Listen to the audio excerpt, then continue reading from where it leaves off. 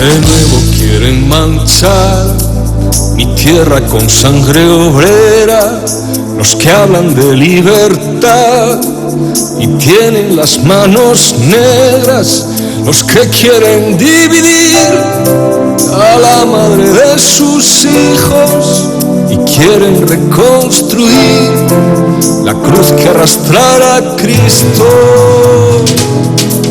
Quieren ocultar la infamia que dejaron desde siglos, pero el color de asesinos no. Imágenes del Chile del cambio de siglo y de su capital, Santiago.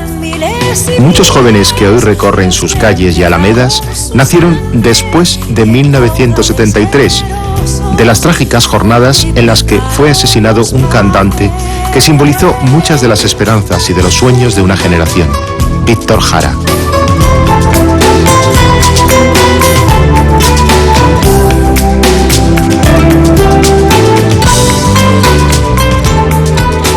Ahora las canciones de Víctor suenan en versiones actuales y con arreglos que obtienen otras sonoridades de sus temas. Pero su esencia es la misma. Víctor Jara fue el cantor por excelencia y, más allá del mito, un artista cuyas canciones han pervivido en el tiempo. Una figura cuya imagen permanecerá para siempre asociada a los años de Salvador Allende y a la tragedia del golpe militar que lo apartó del poder violentamente. Tanto como la imagen de Lorca permaneció durante muchas décadas asociada a la de la cruenta Guerra Civil Española. Vientos del pueblo me llevan, me esparcen el corazón y me aventan la garganta. Así cantaré en poeta mientras el alma me suene por los caminos de... Te recuerdo, Amanda, fue posiblemente su canción más conocida. Víctor Jara llenó toda una etapa no solamente en el mundo de la música, sino también en el teatro. Y hemos elegido el escenario del Auditorio Víctor Jara en la ciudad de Arganda, una ciudad de 30.000 habitantes próxima a Madrid, para analizar lo que fue el tiempo de Víctor Jara. Víctor Jara representa la cultura de la etapa de Salvador Allende, de la Unidad Popular en Chile, en el que hay todo un movimiento que recupera buena parte de la canción popular, de la canción autóctona, y la recrea acercándola hacia terrenos mucho más actuales, dentro de toda una actividad de dinamización cultural en el que se incluyen también el teatro, básicamente el teatro y el cine. Jara fue, sobre todo, un hombre de teatro, un hombre de la música, cuya historia en sus relaciones con Joan Jara podría pertenecer a una novela romántica. Es lo que se verá cuando se complete la película que Emma Thompson promueve con Antonio Banderas como protagonista.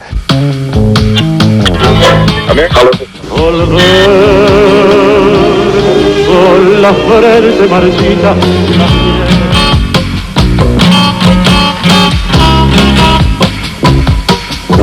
La chica de 17 de la plazuela del Tribulete.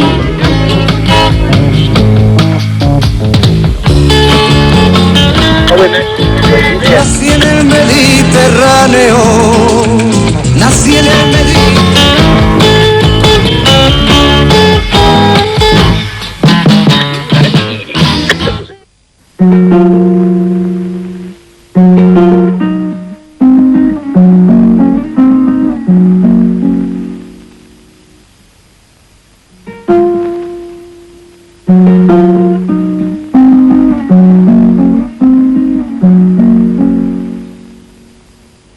Te recuerdo, Amanda,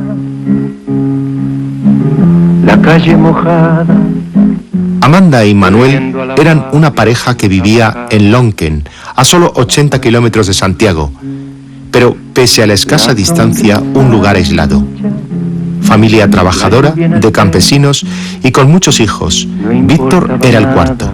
Vivían en un mundo precario, de escasos recursos, donde todo parecía un lujo. Como tantas otras familias campesinas, los Jara debieron trasladarse a la gran ciudad. En Santiago, dormían en una sola habitación toda la familia, en colchones sobre el suelo, como tantos otros pobladores de las llamadas villas miseria.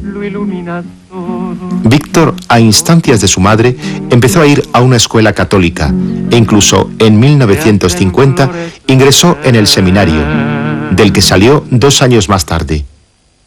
Víctor se acordaba siempre de su infancia en el campo, de la alegría que había cuando había carne que comer, de esa pobreza campesina. Pero quizás lo que más marcó a Víctor era la experiencia de la miseria en las poblaciones, o sea, esos barrios que se llama en Chile zetas, poblaciones zetas o callampa, como se dice allá, porque nacen de la noche al día, donde la gente toma el terreno y tratan de edificar sus casas así, de pedazos de madera, de lo que hay. Víctor, creo que hasta el final de su vida, nunca se olvidó de lo que era la vida en las poblaciones. Y, digamos, sus canciones, toda su obra está marcado por ese amor, ¿no?, a la gente que viven en estas condiciones, y yo diría un amor mutuo, ¿no?, y una necesidad, digamos, de tratar de expresar en sus canciones lo que era esa vida, esa miseria, lo que significaba la pobreza. En aquella primera etapa de juventud, le llamó la atención el teatro a partir de una representación de ópera en la que logró trabajar como figurante. El teatro y la canción estarían estrechamente unidos en su futuro. Muy desde abajo, empezó a hacer pequeños trabajos conociendo un ambiente al que un joven campesino como él no solía tener fácil acceso. En el 55 ingresaba en la Escuela de Teatro de la Universidad de Chile. En aquellos años, Jara tuvo los primeros encuentros con la realidad política. Las elecciones presidenciales plantearon una fuerte polarización en torno a Alessandri, el candidato conservador, en una campaña en la que se invirtieron muchos medios en publicidad. Alessandri se enfrentaba a una coalición de partidos de izquierda en torno a la figura de un médico llamado Salvador Allende. Al final de la campaña electoral, en la que Víctor participó, ganó Alessandri, que obtuvo el 31% de los votos, perdiendo Allende, que solo alcanzó el 28%. La nueva tierra cubre tu semilla, la raíz profunda. Víctor Jara empezaba a cantar, hacía giras teatrales y, como otros jóvenes de su generación, mostró un interés por los primeros momentos de la Revolución cubana. Con su compañía, trabajó en Cuba, intentando ser recibido por el propio Fidel Castro. Se cuenta como, después de una hora de espera, tras la cita concertada, un hombre salió a disculparse, diciendo que un imponderable obligaba a suspender la recepción. Y se presentaba: me llamo Guevara, pero me dicen el Che. En aquellos años, Víctor ya había conocido a una británica, bailarina, que había llegado a Chile y trabajaba en el teatro y como profesora. Se llamaba Joan. Ella acababa de obtener el divorcio de una relación anterior cuando conoció a Víctor, que era más joven que ella, pero se enamoraron. Recuerdo que era un momento muy negro para mí, un momento de gran depresión emocional, que un día abro la puerta de mi departamento y ahí en la oscuridad del pasillo veo una gran sonrisa y unas flores. Y me di cuenta que era Víctor Jara, uno de mis alumnos de la escuela de teatro donde yo hacía clase. De ese momento empieza tentativamente una relación que a mí me ayuda a salir de mi depresión, y uno que resultaba ser un gran amor. Víctor en esa época era uno de los alumnos más talentosos de la escuela de teatro y de pronto se desarrolló como director de teatro, también así quizás uno de los mejores de esa época en Chile. Pero muy pronto, después de que nos conocimos, le toca a Víctor un viaje largo por los países europeos. Y durante ese viaje, escribe su primera canción. Es una canción que es como una carta para mí, una carta de amor, que se llama Paloma, quiero contarte.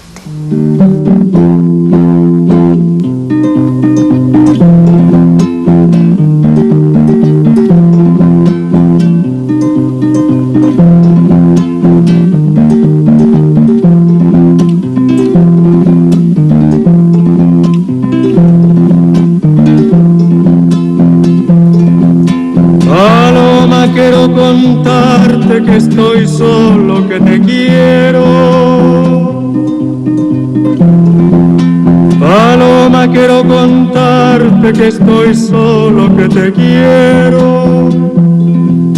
Que la vida se me acaba porque te tengo tan lejos. Palomita, verte quiero.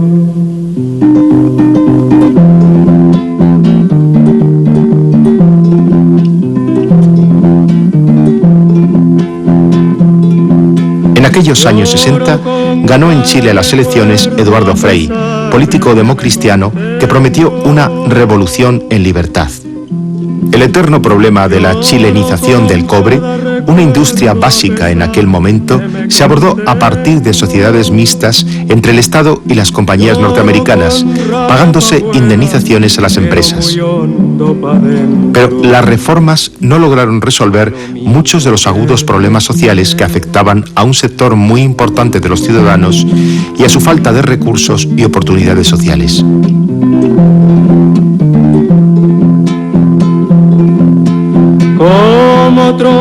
En esta época, Víctor Jara grabó discos y trabajó con artistas y grupos como Inti Illimani o Quilapayún. Viajó a Inglaterra y a Estados Unidos, donde se representó alguno de sus montajes. El 68 fue un año emblemático en todo el mundo y también en Chile, y las universidades un escenario de conflictos en los que se demandaban cambios en la institución y en la propia sociedad.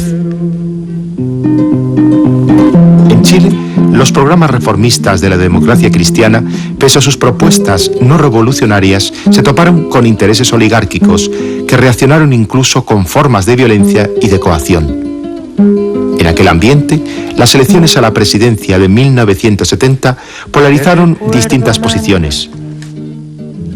Frente a la candidatura democristiana que encabezaba Radimiro Tomic y a la de la derecha, con el Partido Nacional, que presidía Alessandri, estaba una coalición de socialdemócratas, católicos de izquierdas, comunistas e independientes progresistas, denominada Unidad Popular, que encabezaba Salvador Allende.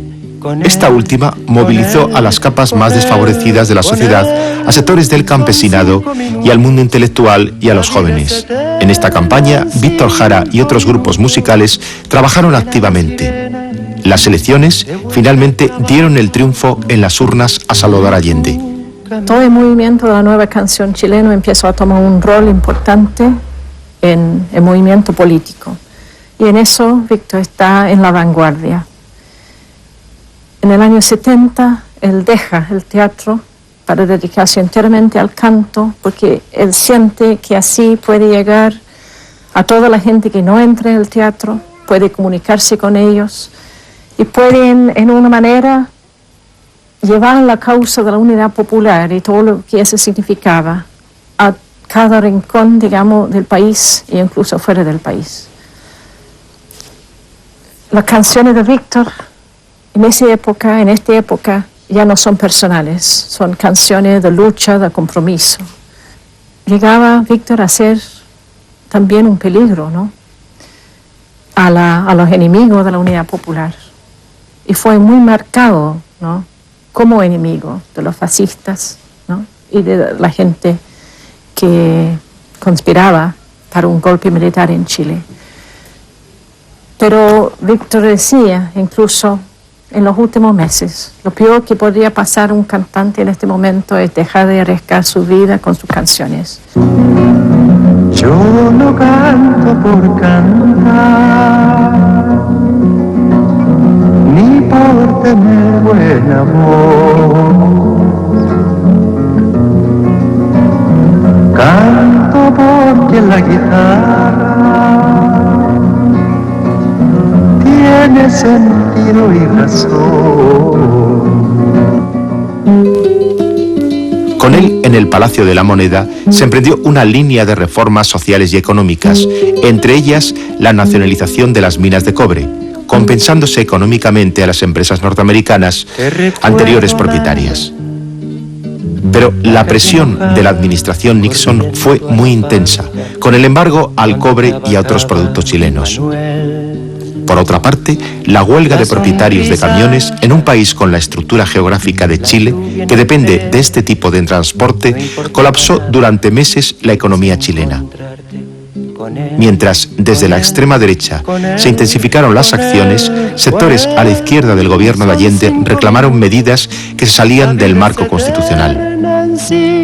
Frente a los rumores de golpe de Estado, las Fuerzas Armadas manifestaban su reiterada lealtad a las instituciones democráticas. Y llegó un 11 de septiembre de 1973. La ciudadanía chilena quedó anonadada cuando una a una las emisoras de radio y de televisión empezaban a ser tomadas por los militares golpistas.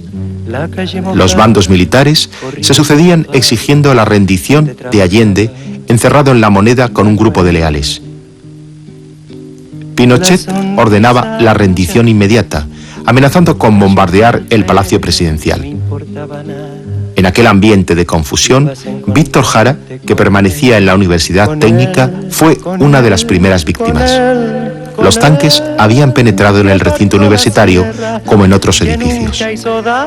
Luego, el silencio, la falta de noticias de sus familiares y amigos, mientras La Moneda ardía en llamas, bombardeada por aire y golpeada desde tierra.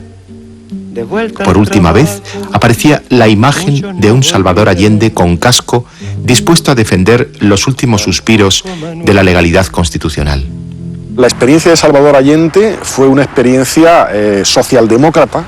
Hay que decir esto porque después pues ha habido muchas intoxicaciones que llegan hasta el día de hoy, que va a intentar apostar de una forma resuelta por una democratización de Chile, lo cual no es casual que sea Chile. Es un país de una tradición europea fuerte desde principios de siglo, con cierta singularidad en positivo de desarrollo educativo, cultural, social, que no se daba en otros países del entorno. Por eso se produce este fenómeno allí. Y en aquel contexto va a haber una apuesta decidida por la educación, en términos generales, por la universalización de la educación y por el desarrollo cultural, con experiencias populares de muchísimos niveles. El amor y la relación del amor de hombre con una mujer con un hombre, o del hombre con su semejante, con sus hijos, con su hogar, con la patria, con el instrumento que trabaja, es vital, es la esencia de la razón de ser del hombre. Por eso que, bueno, no puede estar ausente de la temática de un cantor popular. Como tantas otras víctimas de la represión, Víctor Jara había sido trasladado a un estadio o campo de deportes convertido en campo de concentración. En este caso, al Estadio Chile, un escenario donde Jara había celebrado alguna de sus principales actuaciones. Bajo el toque de queda, Joan Jara desfilaba ante una larga hilera de decenas de cadáveres, en su mayoría de jóvenes estudiantes, descubriendo entre ellos el de su marido, con las manos rotas y el cuerpo destrozado. Los medios de comunicación chilenos no pudieron emitir en los meses siguientes ninguna canción de Víctor Jara, ni siquiera nombrarle. La censura impuso un telón de silencio sobre su figura.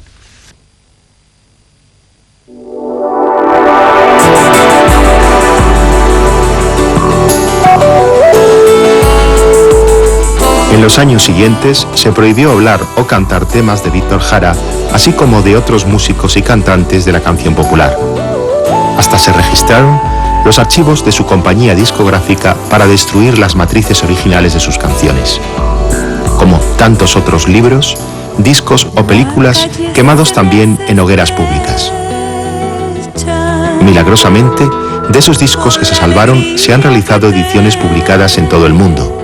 En España se empezaron a editar de manera póstuma a partir de 1975, mientras su viuda, Joan, y sus hijas se convertían en Inglaterra y en otros países en custodias de la obra del que fue uno de los cantantes más entroncados en la identidad popular de la América de su tiempo.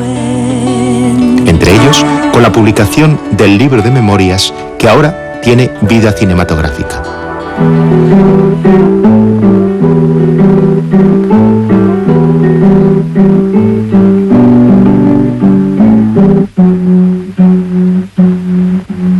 Frágil como un volantín en los techos de barrancas, jugaba el niño Luchín con sus manitos moradas, con la pelota de trapo, con el gato y con el perro. El caballo lo miraba, el caballo era otro juego en aquel pequeño espacio, y al animal parecía le gustaba ese trabajo con la pelota de trapo, con el gato y con el perro, y con Luchito mojado. Si hay niños como Luchín que comen tierra y gusanos, continuará siendo nuestra. Vientos del pueblo me llaman. Con los pies puestos en el siglo XXI, cuando la historia empieza a pasar factura a quienes se creyeron por encima de lo humano y de lo divino, las canciones de Víctor Jara vuelven a sonar en versiones nuevas y en paisajes sociales diferentes. Es la canción y el texto de un momento de auge de formas de cultura entroncadas con lo popular, a través de una figura que, más allá de su terrible desenlace, también es una referencia indiscutible de una visión del siglo XX.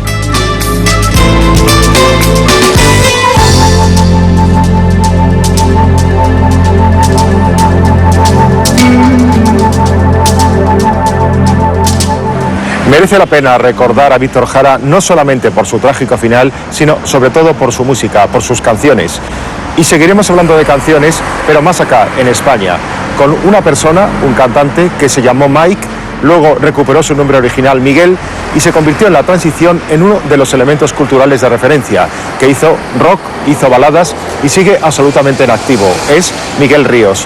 Miguel Ríos y su tiempo, un tiempo en los años 70, 80 y 90, en el que se han producido profundos cambios en la sociedad española.